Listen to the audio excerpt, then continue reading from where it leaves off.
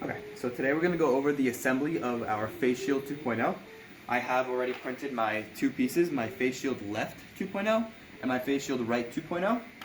I have my face shield bottom, my 4 face shield buttons, my 4 zip ties, my elastic band with our slits already pre-cut,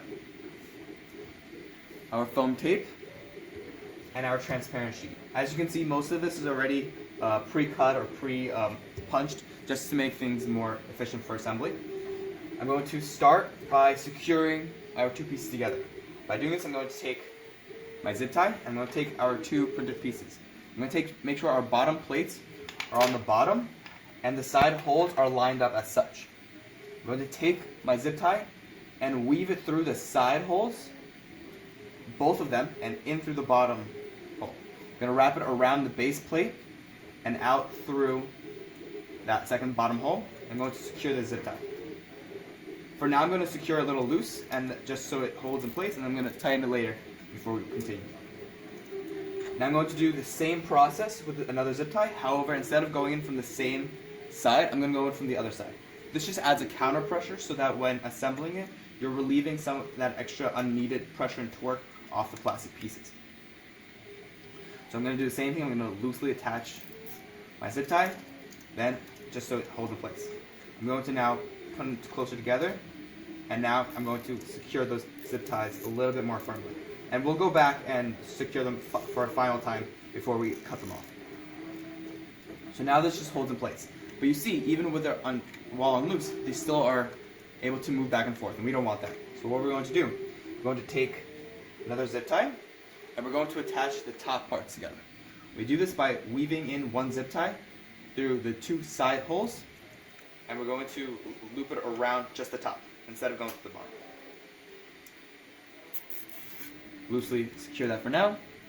Going to do the same with the other side. Again, doing it from the opposite side. This way, just to relieve that counter pressure and make it so the pieces don't have to do unnecessary forces.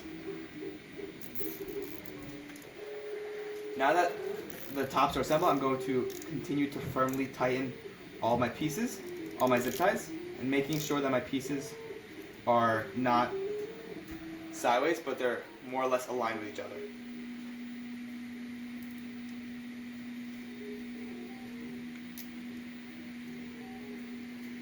Once I'm confident with the tightness, I'm going to take a scissor and cut off these unnecessary tails. Try and get as close as I can to the actual nut, to the lock rather, so that I don't have any extra tail. I'm going to clean this up in a bit, but now we're going to go over the foam. I've taken my foam and it's already cut, but it wraps around, more or less is wrapped around the lower arc of my assembly. I'm going to remove the tape and fold the foam in half so sticky side is out. I'm going to take the center, line it up with the center of my assembly, and slowly wrap it around, making sure that there's no holes, that stays on the assembly. It doesn't have to be perfectly straight, as long as we have that extra foaming for comfort so there's no chafing when in use. I'm going to go over it one more time just to make sure all of it is sticking on. And it looks secure. Great. Now we're going to take our elastic band and we're going to wrap it around our notch. If you're using a rope, make sure you secure it and then wrap it around, secure it before you do. But I highly suggest using elastic bands. It makes the process much easier in application and in assembly.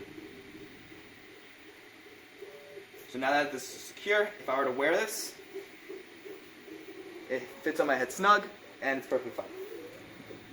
Next, I'm going to take my transparent sheet and I'm going to align the holes with my studs. You can do studs down or studs up, doesn't matter. We've been doing them down, so the studs are up. I'm going to start with my middle studs. I'm going to take my little buttons and I'm going to put them onto our stubs. For some of your stubs, you will need to use pliers, and that's intentional to make sure that the buttons stay on and so they're not falling off. when you cut your holes, make sure that it's as close to flush with your assembly as possible.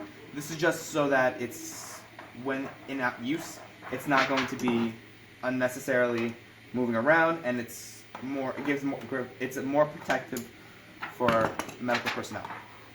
Now on our last two stubs, I'm going to push out on the arch, secure that paper, the transparent sheet, and do the same on the other side. As you see, it's fairly stuck on it. When we have to push it out to secure it, it's going to stay on. However, just for security and assurance, we're going to pop the buttons on just to make sure that sheet stays on.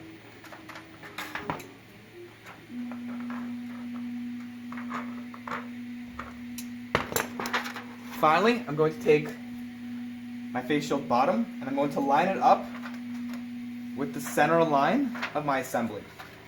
What this piece does is it adds a rigid bottom to our transparent sheet, so it's not going to be moving around, but it's going to stay where we want it.